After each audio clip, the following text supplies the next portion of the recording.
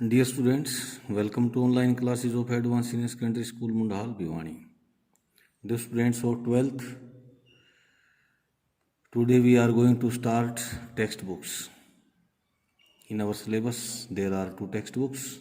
First, Fleming called Reader, and second, Vistas Supplementary. तो उसको बाद में देखेंगे. पहले रीडर्स को शुरू करते हैं. तो रीडर्स का फ्लेमिंगो का फर्स्ट लेसन है लास्ट लेसन, जिसको हम फर्स्ट कह रहे हैं. यहाँ लास्ट नाम है इसका, लास्ट लेसन, आखिरी पार्ट. तो पहले लेखक के बारे में देखते हैं. अबाउट द ऑथर, लेखक के बारे में.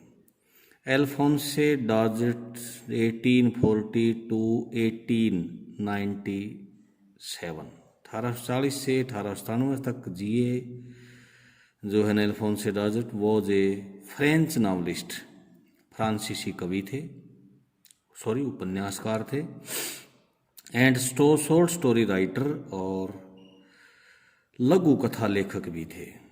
The last lesson is set in the days, ये जो लास्ट लेसन है ये स्थापित किया गया, लिखा गया उन दिनों में of the Franco Persian war 1870 to 1871, जो कि 1870 से 1871 तक चली थी. फ्रेंको पर्शियन वार युद्ध, उसके दौरान लिखा गया है. इन विच, जिसमें France was defeated by Persia, France को पर्शिया द्वारा हरा दिया गया था. लेड बाय बिस्मार्क, जिसका नेतृत्व बिस्मार्क कर रहे थे. Prussia then consisted of what now are the nations of Germany, Poland and parts of Australia. Consisted बना हुआ था.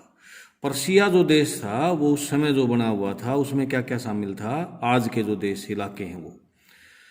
हाँ, तो वट आर नाउ, जो आजकल हैं नेशंस, ये देश हैं Germany, Poland and parts of Austria, और ऑस्ट्रिया के कुछ भाग. दोनों तो ये पूरे पूरे देश और कुछ भाग ऑस्ट्रिया के अगर मिला दिए जाएं तो ये उस समय का पर्शिया था.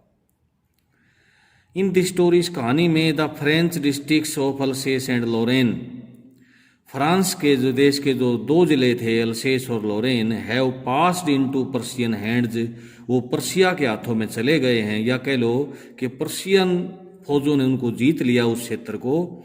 Read the story to find out, और ये पता लगाने के लिए कहानी पढ़िए. व्हाट इफेक्ट दिस हैड, कि इसका क्या प्रभाव हुआ, ऑन लाइफ, जीवन पर, एट स्कूल, स्कूल के जीवन पर. फ्रांस के दो जिले पर्शिया के कब्जे में चले गए, तो स्कूली जीवन पर इस घटना का क्या प्रभाव पड़ा. तो स्टूडेंट्स, शुरू में ही बता देता हूँ मैं, ये एक टीचर की कहानी है जो कि बहुत ही प्यार करता है अपनी मातृभाषा से, और उसी का वो अध्यापक है. तो फ्रेंच पढ़ाता है वो स्कूल में. तो इस लेसन से हमें ये भी पता लगेगा कि उस देश के लोग भी अपनी मातृभाषा से कितना प्यार करते थे, और टीचर्स भी कितना प्यार करते हैं पढ़ाने से, और कितना महत्व है मातृभाषा का जीवन में, इसके बारे में भी इसमें पढ़ेंगे. और जो समय खो दिया जाता है तो उसके बारे में बाद में कितना पश्चाताप होता है, ये भी हम इसमें पढ़ेंगे.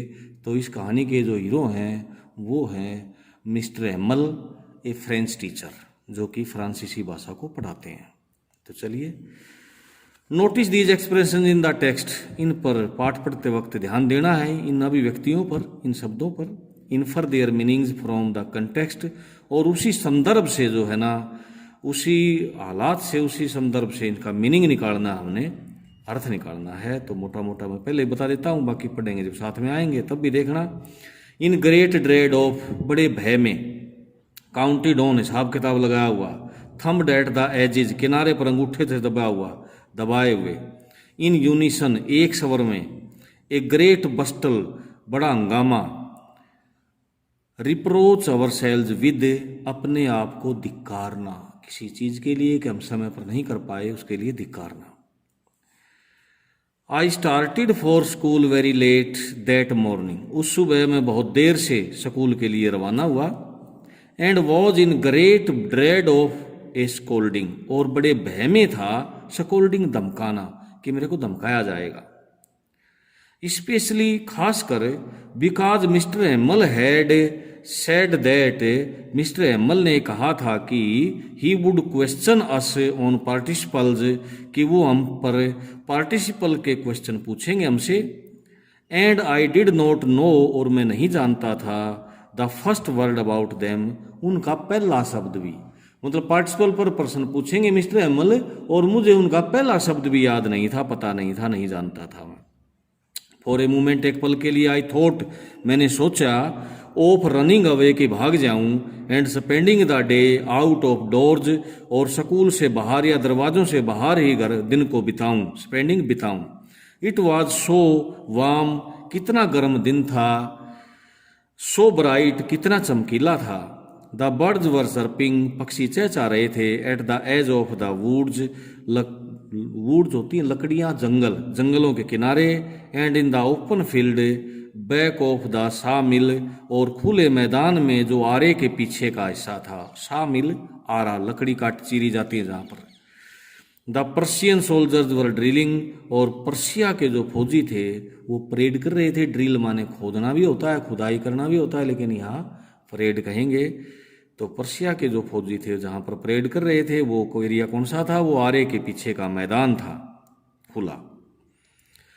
हाँ, तो ये सारी चीज़ें थी जो आकर्षित कर रही थी स्कूल ना जाने के लिए, और अपने पास बुला रही थी। और एक कारण क्या था स्कूल ना जाने का, कि कुछ याद नहीं था, जाते टीचर पूछेंगे, धमकाएंगे। It was all much more tempting, ये सब बहुत ही आकर्षित करने वाला, ललचाने वाला था। Then the rule of participles, participle के नियमों की बजाय, पार्टिसिपल जो लेसन है उसके जो नियम हैं उसकी बजाय ये ज़्यादा रोचक चीज़ें थी। But I had the strength to resist, लेकिन मेरे अंदर विरोध करने की शक्ति थी। विरोध करने की शक्ति का मतलब बेटा यहाँ पर है कि हम लालच में बह जाएं और उसी तरफ चले जाएं। नहीं, हमारे अंदर जो विवेक बैठा है वो बताएगा नहीं ये गलत है, ये ठीक है। स्कूल जाना ज़रूरी है, स्कूल में जाके स्टडी करना ज़रूरी है, यहाँ मौज मस्ती बाद में भी हो सकती है। तो इतना फैसला लेना जो है ना, मजबूत दिमाग, मजबूत हृदय का काम होता है। तो उसी के बारे में ये कह रहा है, स्ट्रेंथ टू रेजिस्ट, विरोध करने की शक्ति थी मेरे अंदर। And read off to school, और मैं री माने जल्दी करना, और जल्दी से मैं स्कूल की ओर भाग लिया। When I passed the town hall, और जब मैं टाउन हॉल के पास से गुजरा, there was a crowd in front of the bulletin board, bulletin board notice board, सूचना पट के सामने एक भीड़ लगी हुई थी। फॉर द लास्ट 2 years, पिछले 2 सालों से, ऑल आवर बैड न्यूज, हमारी सभी बुरी खबरें, हैड कम फ्रॉम देयर, वहीं से आई थी। द लॉस्ट बैटल्स, हारी हुई लड़ाइयाँ, the draft, the orders of the commanding officer, draft होता है नियम कानून बनाने, सारे नियम, orders of the commanding officer, और फौज का जो अधिकारी होता है, प्लाटून का कमांडर होता है, उसको जो है ना उसके आदेश। And I thought to myself, और मैंने खुद ही सोचा, विदाउट स्टॉपिंग, बिना रुके हुए ही, मैं वहाँ रुका नहीं, चलते चलते ही मैंने सोचा, what can be the matter now, अब क्या बात हो सकती है, आज क्या नोटिस हो सकता है, क्या सूचना हो सकती है। Then I read,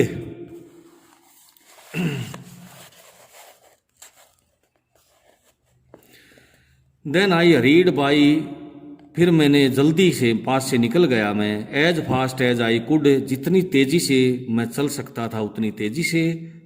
the blacksmith Wachter was who was there, और जो लुहार जिसका नाम वाचर था जो वहीं पर था, विद इज अप्रेंटिस, अपने चेले के साथ, अप्रेंटिस सीखने वाला। रीडिंग द बुलेटिन, उसी सूचना को पढ़ते हुए, बुलेटिन बोर्ड पर पढ़ते हुए। कॉल्ड आफ्टर मी, उसने मुझे पीछे से पुकारा। डोंट गो सो फास्ट, इतनी तेजी से मत जाओ बब, लड़के, इतनी तेजी मत दिखाओ। You shall get to your school in plenty of time, तुम्हारे पास स्कूल पहुंचने के लिए बहुत सारा समय है। प्लेंटी ऑफ टाइम, बहुत सारा समय।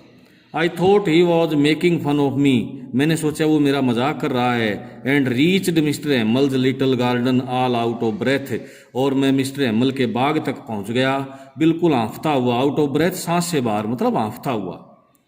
यूजुअली वैन स्कूल बिगेन, आमतौर पर जब स्कूल शुरू होता, there was a great bustle, बड़ा हंगामा, शोर शराबा होता था। Which could be heard out in the street, जो बाहर गली में भी सुना जा सकता था। The opening and closing of desk, डेस्कों का मेजों का खुलना बंद होना। लेसन रिपीटेड इन यूनिसन, एक ही स्वर में सभी बच्चों द्वारा पाठों का दोहराया जाना। वेरी लाउड, बड़ी ऊंची आवाज में। With our hands over our years, और हमारे हाथ हमारे कानों के ऊपर होते थे। टू अंडरस्टैंड बेटर, ज्यादा अच्छी तरह से समझने के लिए। And the teachers great ruler, और अध्यापक का जो महान डंडा होता था। रैपिंग ऑन द टेबल, मेज पर थपथपाता रहता था। But now it was all so still, लेकिन आज सब कुछ बड़ा शांत था। I had counted on the commotion to get to my desk without being seen, मैंने हिसाब लगा लिया था। कॉमोशन माने शोर शराबा, काउंटेड ऑन मैंने हिसाब लगा लिया था कि इसी शोर शराबे के दौरान to get to my desk, अपने डेस्क पर पहुंच जाऊं। विदाउट बीइंग सीन, बिना दिखाई दिए। मैंने तो हिसाब लगा रखा था कि शोर शराबे के दौरान ही मैं अपने डेस्क पर बिना दिखाई दिए चुपचाप जा बैठूंगा। बट ऑफ कोर्स, लेकिन असल में दैट डे, उस दिन, everything had to be as quiet as Sunday morning, सारी चीजें इतनी शांत हो गई थी जैसे रविवार की सुबह हो। दाऊ, यद्यपि, द विंडो आई सा माई क्लास, सॉरी भाई था, थ्रू द विंडो, दाऊ नहीं था ये, थ्रू था। थ्रू द विंडो, खिड़की में से, खिड़की के द्वार मतलब माध्यम से। आई सा माई क्लासमेट्स, मैंने अपने कक्षा के सहपाठियों को देखा। ऑलरेडी इन देयर प्लेसेस, जो पहले ही अपने स्थानों पर बैठे हुए थे। And Mister Hamel walking up and down, और मिस्टर हेम्मल ऊपर नीचे आगे पीछे जा रहे थे। With his terrible iron ruler under his arm, और अपने भयानक लोहे के डंडे को अपनी बाहों के नीचे दबाए हुए, या बगल में या काख में दबाए हुए ऊपर नीचे आगे पीछे चल रहे थे। I had to open the door, मुझे दरवाज़ा खोलना था, खोलना पड़ा। एंड गो इन, और जाना पड़ा। बिफोर एवरीबॉडी, सभी के सामने। सभी के सामने का मतलब जब सभी देख रहे थे मुझे, उस स्थिति में जाना पड़ा। यू कैन इमेजिन, आप कल्पना कर सकते हैं। हाउ आई ब्लस्ड, कि मैं कितना शर्मिंदा हो गया था, मेरा मुंह कितना लाल हो गया था शर्म से। And how frightened I was, और मैं कितना डरा हुआ था। फ्राइटेंड, डरा हुआ, फियर्ड। बट नथिंग हैपेंड, कुछ नहीं हुआ। मिस्टर हेम्मल saw me, मिस्टर हेम्मल ने मुझे देखा। एंड सेड वेरी काइंडली, और बड़ी दयालुता से, नम्रता से कहा, go to your place quickly, जल्दी से अपने स्थान पर चले जाओ। लिटिल फ्रेंड्स, छोटे friends. We were beginning without you, हम तो तुम्हारे बिना ही शुरू करने जा रहे थे। मतलब तुम आए नहीं थे और हम जो है ना लेसन शुरू करने जा रहे थे। तो बेटा आज यहीं तक। इसको, ये डिफिकल्ट वर्ड्स को अलग से कॉपी में लिखना, सामने उनके मीनिंग लिखना, हो सके तो उनके सिनोनाइम भी लिखना इंग्लिश में ही। और कोई भी जो है ना इस तरह की प्रॉब्लम हो तो फ़ोन पर भी बात कर सकते हैं, पूछ सकते हैं आप। और ज़रूर से ज़रूर दोहरा के इसको पक्का करना। Thank you.